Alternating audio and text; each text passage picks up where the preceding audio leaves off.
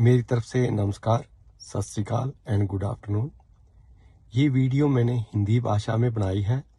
इसका टाइटल है Canadian immigration news update नवंबर 3rd week 22। पिछले हफ्ते 4 मेजर अमेंडमेंट किए गए हैं जो कनाडा की सरकार ने इमिग्रेंट्स के लिए किए हैं। सबसे पहली बात तो ये है कि अब तक सिर्फ जो कनेडियन नागरिक थे वो ही कनाडा की आर्म्ड फोर्सेस में भर्ती हो सकते थे, पर इनको फिर क्योंकि इसके अंदर गोरे तो ज़्यादा रिक्रूटमेंट नहीं होते हैं, क्योंकि ये लाइफ थोड़ी सी डिस्प्लेसमेंट वाली है। मैं आपका घर कहीं है, जॉब आप कहीं कर रहे हो, यूएनओ की तरफ से आपको और कहीं भेज दिया जाता है, तो इसका सबसे ज़्यादा लाभ इंटरनेशनल स्टूडेंट्स को होने वाला है। ये वो स्टूडेंट होंगे जो कनाडा में परमानेंट रेजिडेंसी ग्रहण कर चुके होंगे। दूसरा, इसके अंदर वो भी लोग लाभ ले सकेंगे जो अपने माता पिता के साथ 18 साल की उम्र के बाद में वो कनाडा में आते हैं, तो उनकी स्टेटस भी परमानेंट रेजिडेंसी ही होती है। इसके अंदर देखो लॉन्ग टर्म जो इफेक्ट क्या होता है कि लगभग $3000 आपको हर महीने इसकी तनख्वाह मिलती है, जबकि रोटी पानी रहश फ्री है। इतने की पैसे आप बाहर कमाते हो यदि आप काम करते हो।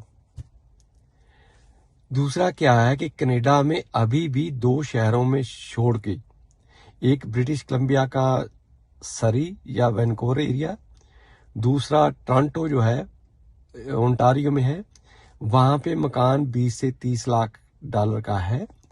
पर यदि आप बाकी किसी जगह पे जाते हो तो अभी भी मकान 5 लाख डॉलर कनेडियन डॉलर का है। तो आप मियाँ बीबी इकट्ठे आर्मी में भर्ती हो सकते हो। कनेडियन आर्म्ड फोर्सेस में ये प्रोविजन है। आप नौकरी करते वक्त अपना कहीं घर बुक करा दो, उसकी आप जो चाबी है वो लेनी है 4-5 साल बाद। यदि उससे भी पहले ले लोगे तो आप किराए पे किसी भी रियल एस्टेट एजेंट को दे सकते हो, ही कैन लुक आफ्टर। तो बाय द टाइम आप रिटायर होंगे 15 साल बाद, आपके बच्चे भी बड़े हो चुके होंगे, आपको घर भी मिल जाएगा, तो पेंशन भी मिल जाएगी। इस तरह आप दोनों का मियाँ बीबी का गुजारा अच्छा हो सकता है। इसके ऊपर ज़्यादा डिटेल आपने लेनी है तो आप गवर्नमेंट ऑफ कनाडा के ऑफिशियल वेबसाइट के ऊपर जाओ, entry to Canadian armed forces, उस वेबसाइट से आपको ज़्यादा जानकारी मिल सकेगी। दूसरा क्या है कि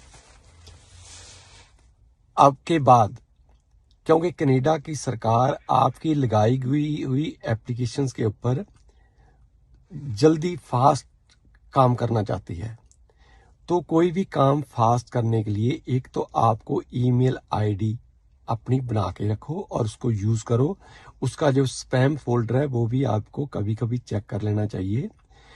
जो भी कनाडा का इमिग्रेशन डिपार्टमेंट है वो आपसे कॉरेस्पोंडेंस करता है थ्रू ईमेल, क्योंकि कनाडा में सेलफोन और ईमेल ही जो 2 साधन हैं, उसके अंदर 3 दिन के अंदर अंदर निपटारा हो जाता है ऑलमोस्ट सभी चीज़ों का। तो आगे से आपको एक तो ईमेल आईडी सही रखो, उसको यूज़ करो। दूसरा, यदि सेलफोन आपके पास है तो उसके अंदर सिम आपके नाम का होना चाहिए, आपके हस्बैंड का नहीं, आपके माँ बाप का नहीं।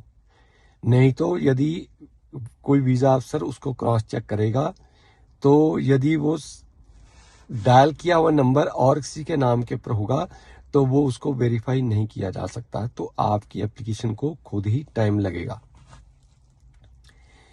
प्लस इनडायरेक्ट वे से मैं बताता हूं कि ये क्रॉस चेकिंग भी हो सकती है कि आगे क्या करते थे कि भारत के इमिग्रेशन कंसल्टेंट आपकी ही ईमेल आईडी और आपका नंबर देके आपकी फाइल प्रोसेस करते थे। इसके अंदर भारत की सरकार को और कनाडा की सरकार को बहुत ज़्यादा फाइनेंशियल तौर पे नुकसान होता था, क्योंकि इसके अंदर टैक्सेस की हेराफेरी इन्वॉल्व थी और इसके अंदर जाली दस्तावेज बहुत आते थे। तो यदि आपका फ़ोन नंबर के अंदर सिम आपके नाम के ऊपर ही है और आप अपनी ईमेल आईडी चेक करते हो, आपकी फाइल में कौन कौन से डॉक्यूमेंट लगे हैं और वो सही लगे हैं, बोगस नहीं है, तो आप काफ़ी से परेशानियों से बच सकोगे। तीसरा क्या है कि भविष्य में ये रूल अभी नवंबर में ही 2022 में ही आया है। इनको लगभग 18,000 ट्रक ड्राइवरों की जरूरत है। देखो, ट्रक ड्राइवर में अकेले ट्रक ड्राइवर नहीं आते हैं, उसके अंदर बस ड्राइवर भी आते हैं, टूरिस्ट बस ड्राइवर भी आते हैं, स्कूल बसें जो बड़ी हैं उनके ड्राइवर भी आते हैं। तो ये सभी लोग अपनी फाइल एक्सप्रेस एंट्री में लगा सकते हैं और विद फैमिली कनाडा में आ सकते हैं।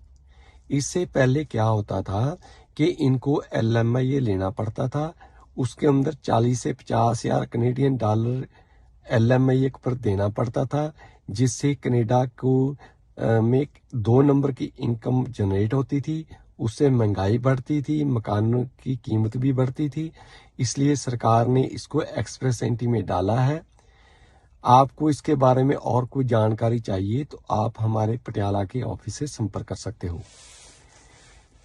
चौथी बात क्या है कि भारत में केयर गिवर्स पिछले 2 साल से बेचारियाँ लटक रही हैं, उनको कनाडा की LMIA नहीं मिल रहा है, कनाडा का वर्क परमिट नहीं मिलता है।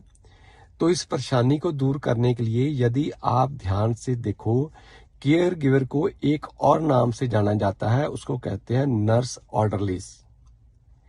केयर गिवर कनाडा में प्राइवेट घरों में काम करती है, जिसके अंदर लोगों के बच्चों का देखभाल करना या बुजुर्गों की देखभाल करना या किसी पेशेंट की देखभाल करने का काम करती थी जब वो प्राइवेट होम में काम करती थी।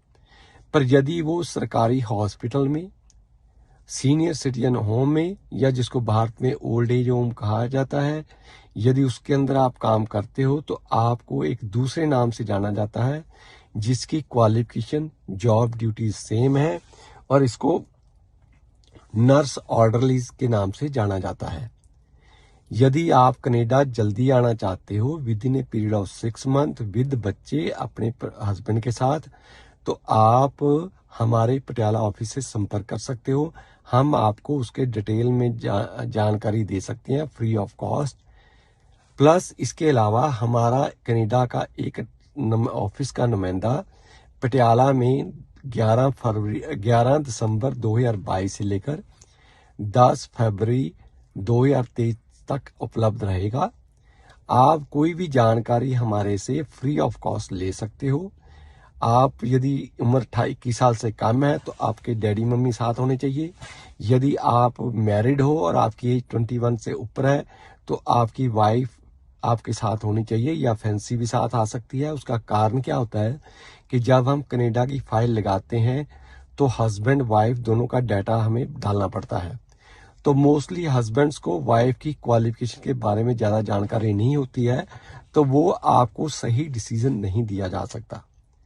सो प्लीज़, यदि आप कनाडा में बिना हेरा फेरी, बिना बोगस डॉक्यूमेंट सही तरीके से आना चाहते हो, ज़्यादा पैसे आपके पास नहीं है, तो हमारे साथ पटियाला ऑफिस में संपर्क कीजिए।